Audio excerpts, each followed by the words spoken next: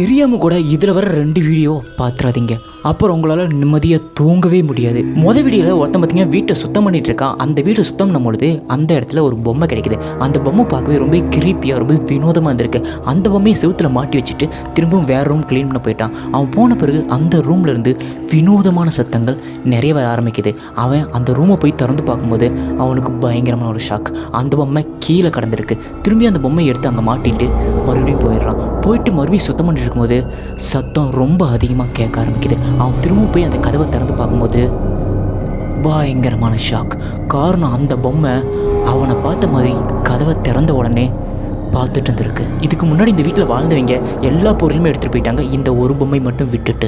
2வது வீடியோவில் தன்னோட அம்மா பார்த்தீங்கன்னா எப்போ பார்த்தாலும் தூக்கத்தில் இருந்து நடக்கிற வியாதியால் பாதிக்கப்பட்டிருக்காங்க.